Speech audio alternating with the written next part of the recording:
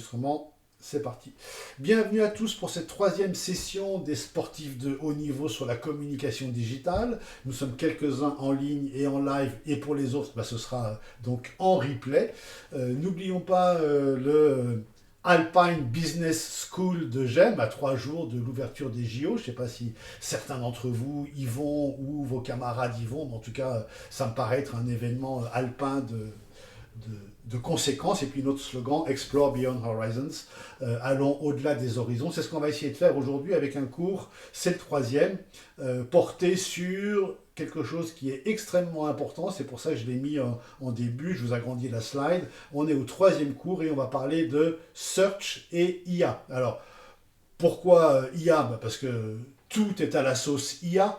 Même une paire de gants va être avec de l'IA, une paire de fixations va être avec de l'IA, et bien sûr, le search est avec de l'IA. Et pourquoi aborder le search? Parce que le search est un sujet extrêmement important et extrêmement intéressant, et qu'il est vraiment au centre de tout ce qu'on fait, de toute la création qu'on fait, que ce soit de la création d'un film, d'un documentaire, d'une vidéo, ou d'un simple post Instagram, ou d'un simple tweet sur X, ou n'importe quoi. Tout ce qu'on fait, c'est pour, au bout du compte, être retrouvé par quelqu'un. D'où cette fameuse notion de search. Et aujourd'hui, cette notion de search, elle est complètement révolutionnée. Les cartes sont complètement rebattues par l'IA. Et donc c'est pour ça qu'aujourd'hui on va aborder ce sujet de search et IA, donc qui sont bien intimement liés l'un et l'autre. Donc épisode 3, juste avant, vous connaissez mon habitude, on fait un Previously in 180 seconds. Qu'est-ce qu'on a vu la dernière fois? On a vu tous ces concepts-là, vous les avez ici, le fameux UX, CX, EX, je vous rappelle EX, Employee Experience, la fameuse expérience collaborateur, CX, expérience client, UX, expérience utilisateur, et tout ça, ça nous mène à l'engagement, et l'engagement nous mène aux ventes. Donc si vous retenez qu'une chose, retenez ce petit schéma ici. Tout ce qu'on fait pour enchanter le parcours de nos clients, de nos employés, de nos utilisateurs, c'est pour qu'ils s'engagent. Et à quoi cela sert-il qu'ils s'engagent? Parce qu'ils vont nous acheter. Ou ils vont être fidèles, ce qui revient au même. Ils vont nous acheter une fois, deux fois, trois fois. Après, on a vu la dernière fois la définition du marketing, et j'aime bien vous la rappeler parce qu'elle est extrêmement simple. Il s'agit de créer de la valeur, et chacun met derrière le mot valeur ce qu'il a envie de mettre. Pour certains, c'est de la joie, pour d'autres, c'est de la satisfaction, pour d'autres, c'est de l'amusement, pour d'autres, c'est je sais pas quoi, la réalisation d'un rêve, pour d'autres, c'est uniquement de l'argent, donc du profit. Donc le marketing, c'est créer de la valeur, chacun interprète le mot valeur comme il veut, pour l'écosystème, pour le client, et bien sûr pour l'entreprise, parce que si on veut continuer à satisfaire tout le monde, si on veut continuer à apporter de la valeur, il faut qu'on gagne de l'argent pour payer les salariés, pour payer l'innovation, pour payer la com, pour payer le marketing, pour payer la recherche. On a besoin d'argent, donc bien sûr, l'entreprise doit se servir dans cette valeur, mais pas en premier, après l'écosystème, parce que si on le détruit, il n'y aura plus rien à vendre, et après le client, parce que si on n'a plus de clients, on a beau avoir des produits géniaux, si on n'a plus de clients, c'est la fin des haricots. Et donc là, vous avez plein de choses qui vous rappellent ce qu'on a fait la dernière fois. On va passer rapidement, puisque c'est le but aujourd'hui, c'est d'aborder le sujet 3, qui est ce fameux Search et IA. Alors je vous ai mis une petite photo de constellation que j'aime bien, c'est là où naissent les étoiles, la Star Nursery, donc toujours marrant de voir naître ces étoiles, mais ce qui m'intéresse derrière ce ciel étoilé et derrière ce titre Search et IA, c'est de vous faire comprendre le côté infini du search. Alors, search, je ne l'ai pas défini, on va le définir tout de suite. Si vous êtes réfractaire au mot anglais, je suis désolé, parce que dans cette matière de communication digitale et de marketing digital, il y a plein, trop de mots anglais. Donc, on dit search et IA, j'aurais pu dire search et AI. Mais search, c'est tout simplement le référencement. C'est la faculté à être trouvé. Et donc c'est une discipline, le référencement, c'est comment je fais pour, et on va le voir tout de suite dans la définition, comment je fais pour que les gens me trouvent.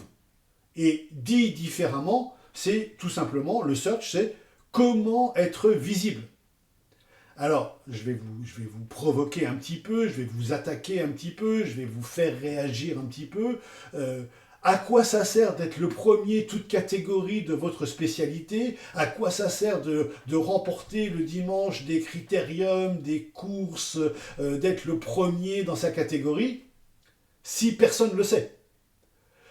C'est bien d'être premier, mais si personne ne le sait, ce n'est qu'une satisfaction de votre ego, de votre fédération, et même vos sponsors seront pas, vos équipementiers seront pas spécialement contents, parce que si vous êtes premier et que personne ne le sait, ben personne ne saura que vous portez mettez le mot que vous voulez derrière, du Salomon, du Picture, du Nike, du Reebok, du On Running, etc., etc., tout ce que vous, du Oka, tout ce que vous avez envie de porter et tout ce que, pourquoi les gens vous payent. Donc, ce search, c'est la pierre angulaire, c'est quelque chose d'extrêmement important. Alors, le mot est anglais. Si vous n'aimez pas ce mot anglais, le mot français, c'est référencement ou visibilité. Et voilà la définition que je vais vous demander de mettre dans le quiz. Ce fameux search, il porte un autre mot, il porte un autre nom qui n'est pas tout à fait vrai, mais qui est tellement utilisé que je vous le donne, qui est le mot de SEO. Donc vous l'avez en grand ici, je vous l'agrandis. SEO, ça veut dire Search Engine Optimization. On va voir tout ce que ça recoupe. Et vous pouvez le traduire par le mot qui est juste en dessous de visibilité. Comment être visible?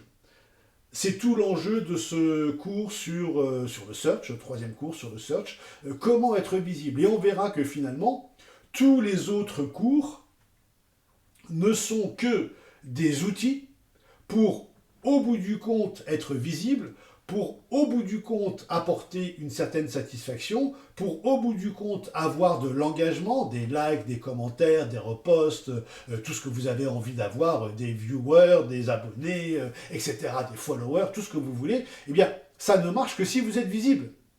Si vous faites des super posts Insta et que vous êtes ghosté ou que vous êtes pas montré par l'algorithme Insta, vous avez beau avoir un super deck et avoir une super grille et avoir des super posts, si vous n'êtes pas visible, ben, vous ne serez pas liké, vous ne serez pas suivi, vous n'aurez pas cet effet de buzz, cet effet de viralité qui va s'en suivre. Donc la visibilité est clé. Donc retenez ce terme-là. Le search, ou le SEO, c'est pas tout à fait vrai, mais admettons que ce soit vrai, c'est avant tout de la visibilité. Et la visibilité, c'est quoi? Mais je vous l'agrandis. Alors je tiens beaucoup à cette première ligne. Bon, après, c'est du détail, mais je tiens beaucoup à cette première ligne. La visibilité, et surtout au dernier mot de la première ligne, la visibilité, c'est la capacité à être trouvé sur le web. Alors ça existe depuis 30 ans, on le sait tous, hein, dans Google pour ne citer que lui. Mais je tiens beaucoup à la fin de la phrase, et dans l'IA. Parce que si on ne vous trouve pas dans l'IA, demain, ce sera exactement comme si aujourd'hui, on ne vous trouve pas dans Google, dans Insta ou dans YouTube. Donc, être trouvé dans l'IA, c'est aussi important que d'être trouvé sur le web. Et vous faites bien la différence entre l'IA et le web. Ce sont deux domaines bien distincts, ce sont deux modes d'interrogation bien distincts, ce sont deux visions de la visibilité bien distinctes, et surtout, ce sont des outils différents pour être présents dans Google et dans l'IA. Même si avec Gemini, l'IA de Google, en étant présent dans Google, vous êtes plus ou moins présent, pas tout à fait, mais presque, on va dire, vous êtes presque présent dans Gemini en français pour ceux qui préfèrent la version française, et donc vous serez présent dans l'IA. Mais c'est super important de bien comprendre qu'il faut être présent, et c'est une des questions du quiz, qu'il faut être présent, qu'il faut être visible, qu'il faut être trouvé dans le web, et dans l'IA, faire que l'un des deux, c'est la moitié du boulot. Et donc après, je détaille, bon, la suite de la phrase est un petit peu longue, parce que la visibilité, c'est pas simplement le web et l'IA, mais c'est aussi les magasins d'applications, c'est aussi, j'en ai parlé, les réseaux sociaux, c'est aussi les e-boutiques, et pour certains, c'est aussi Google Maps. Alors je sais que pour vous, sportifs, Google Maps, c'est pas l'élément le plus important parce que vous n'avez pas de magasin, vous n'avez pas de visibilité physique. Donc Google Maps ne vous intéresse pas beaucoup, mais les gens pour qui vous travaillez, vos sponsors, vos équipementiers, eux sont très intéressés par Google Maps parce que c'est ça qui va faire du trafic dans leur point de vente et qui va faire des ventes le cas échéant. Et puis pourquoi pas, ça vous concerne moins, mais Google Travel, Google Shopping et pourquoi pas les podcasts, si vous avez envie d'en ouvrir un jour, et pourquoi pas, ça vous concerne moins, les job boards qui permettent d'avoir vos annonces d'offres d'emploi visibles.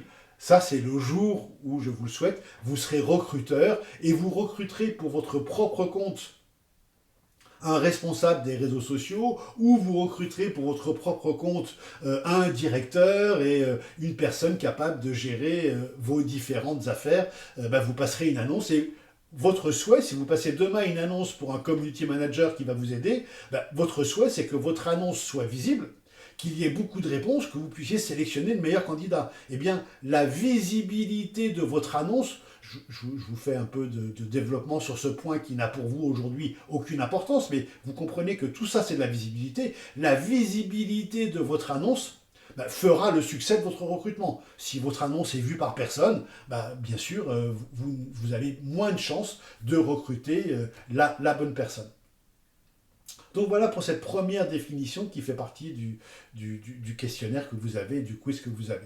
J'aime bien vous rappeler, et je vous le montre tout de suite, j'aime bien vous rappeler les différents canaux. Je pense que je vous ai déjà montré cette slide, mais on ne la montre jamais assez parce que très souvent les gens oublient cette chose-là, que vous avez une visibilité nécessaire dans tous les canaux. Vous avez une visibilité physique, ça vous concerne un petit peu moins, mais ça peut être le cas des gens qui viennent vous voir en train de faire vos performances athlétiques, mais vous avez une visibilité, ça concerne beaucoup plus les magasins, la visibilité physique. Si vous avez des distributeurs, si vous avez des magasins qui louent des appareils qui concernent votre spécialité, eux, ils ont envie d'être vus physiquement, et donc leur visibilité, elle va passer par une enseigne et par Google Maps. Et puis vous avez les visibilités dans le web, la visibilité dans le mobile, la visibilité sociale, la visibilité aussi dans le métavers avec le e-sport et le gaming. J'en ai déjà parlé, je le rappelle juste ici, mais c'est que à chaque fois qu'on vous parle d'omnicanalité, de multicanalité, de canaux, vous devez tout de suite avoir une lumière qui s'allume et tac, la slide des 5 canaux qui arrivent. Le physique, le web, le mobile, le social et le métavers.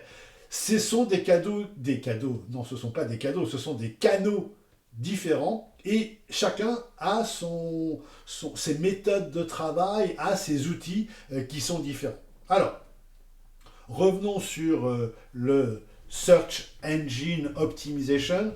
Je vous mets juste en garde sur la prononciation du E de engine. En anglais, ça se dit bien engine. Ne faites pas l'erreur de dire engine, ça ne se prononce pas comme ça. C'est le search engine. Search, vous comprenez, c'est recherche.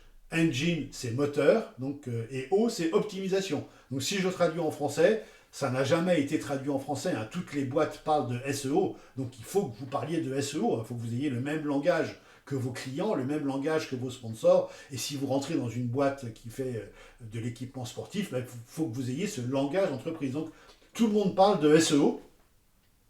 Donc c'est de l'optimisation des moteurs de recherche. Le O c'est optimisation, search, recherche, E, moteur. Donc le SEO c'est l'optimisation des moteurs de recherche. Et avant d'optimiser ce qu'on va voir ensemble, il faut savoir où est-ce que les gens recherchent. Donc le premier lieu de recherche du monde, c'est bien sûr, je ne vous apprends rien, c'est bien sûr nos amis de chez Google.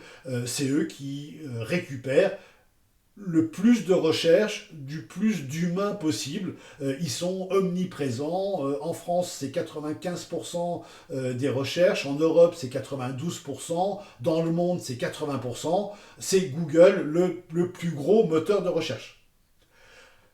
Et j'en profite pour vous montrer le mission statement. Vous devez avoir l'habitude de ce terme de mission statement, le motto, ce que Google dit toujours. Ce que veut faire Google, la mission de Google, vous arrivez à le lire ici, c'est d'organiser l'information du monde entier. Donc, ils n'y vont pas de main morte. l'information du monde entier, que ce soit de l'information scientifique, médicale, juridique, sportive, les news, n'importe quoi, organiser l'information du monde entier et la rendre accessible et utile. Donc vous voyez, c'est ce qu'on appelle une mission ou une vision qui est assez lourde et assez importante. Et pour la petite histoire, pour l'anecdote, en interne, mais ça ne se dit pas en externe, en interne, chez Google, leur mot d'ordre, c'est, et je ne sais pas si vous allez le comprendre, et si vous le comprenez, ça veut dire que vous êtes déjà bien dans ce monde digital, leur mot d'ordre, c'est Don't be evil. Ne soyons pas le diable.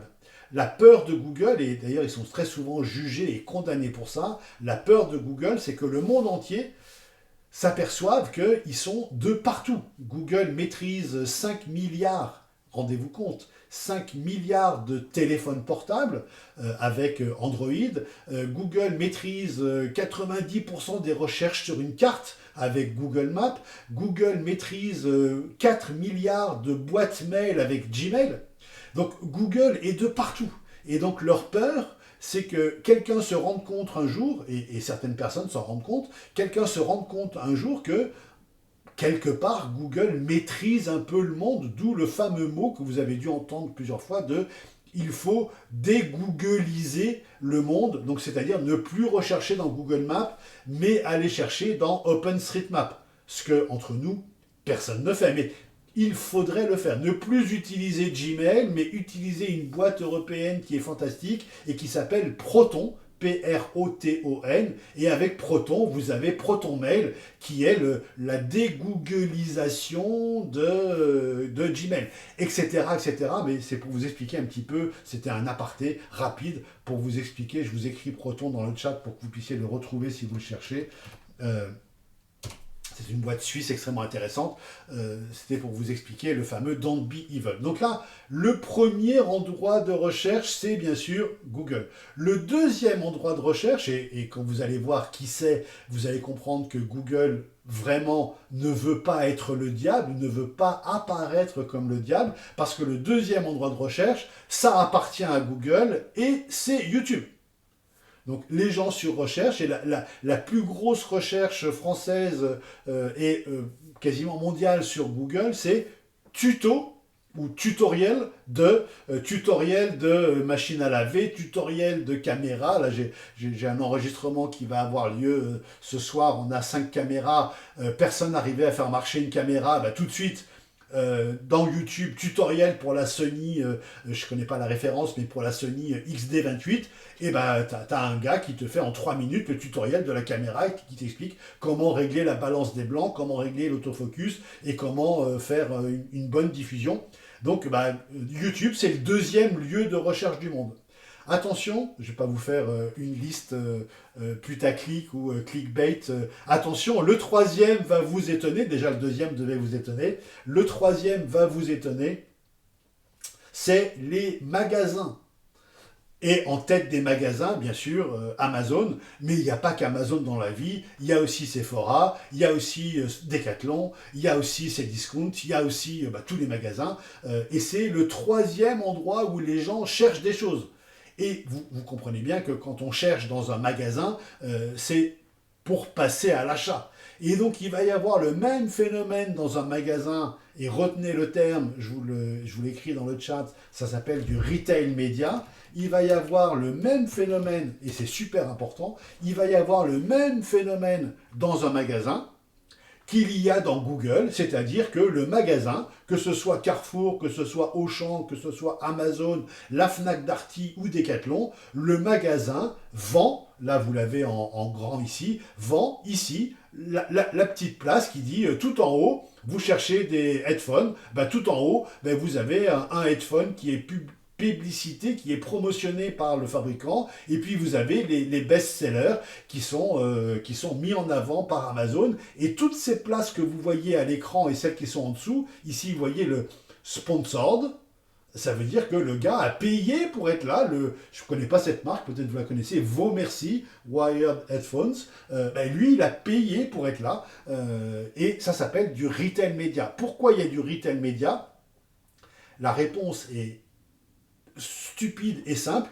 Pourquoi il y a du retail média? Eh bien parce que tout simplement, les e-commerçants sont le troisième endroit du monde où les gens cherchent. Donc, qui dit que tu as des gens qui cherchent, dit que automatiquement, tu vas vendre des résultats qui sont intéressants. S'il n'y avait personne chez Amazon, ce qui n'est pas le cas, il y a 35 millions de Français qui vont sur Amazon une fois par mois. Rendez-vous compte, hein, 35 millions, si on enlève les plus de 80 ans et les moins de 10 ans, c'est quasiment 80% de la population active qui va sur Amazon une fois par mois. On ne dit pas qu'ils achètent, mais ils y vont. Ils vont regarder les références, ils vont regarder les prix, ils vont comparer. Après, est-ce qu'ils achèteront sur Amazon ou pas, c'est un autre détail. Mais pourquoi Amazon, pourquoi le retail média existe, pourquoi la pub existe chez les e-commerçants? Eh bien, la réponse est stupide, tout simplement parce qu'il y a des gens qui sont en train de chercher dessus. On passe rapidement, le quatrième endroit où les gens cherchent le plus, c'est les réseaux sociaux. J'ai mis TikTok ici pour rigoler. Et le cinquième endroit, qui est en train de devenir le quatrième endroit. Le quatrième endroit où les gens cherchent, j'ai mis Mistral pour être franco-français et faire un cocorico. J'aurais dû, si je voulais respecter la hiérarchie et le podium, j'aurais dû mettre ChatGPT ou OpenAI, la boîte qui est propriétaire de ChatGPT, mais j'ai voulu faire un petit clin d'œil à cette excellente boîte française qui est la plus grosse start-up française valorisée à 18 milliards de dollars. C'est la start-up française la mieux valorisée au monde. C'est Mistral AI qui reste française et maintenant qui est européenne parce qu'il y a une boîte qui a investi un petit peu dans... Enfin, un petit peu. Est-ce que vous pensez que 9 milliards c'est un petit peu ou beaucoup? Enfin, il y a une boîte qui s'appelle ASML, qui est une boîte hollandaise, une spin-off de Philips, qui a investi 9 milliards dans Mistral AI, ce qui fait que maintenant Mistral est notre première licorne, décacorne française. Une décacorne, c'est une start-up qui est valorisée à plus de 10 milliards de dollars, et il n'y en a qu'une. Bientôt, il y en aura une deuxième, ce sera sûrement Doctolib, il y en aura peut-être une troisième qui est Miracle, etc. Mais pour l'instant, il n'y en a qu'une, et c'est Mistral. Donc voilà les 5 endroits où les gens cherchent. Et donc, il est 100% logique que face à ces recherches, il y ait des stratégies qui permettent d'être trouvées.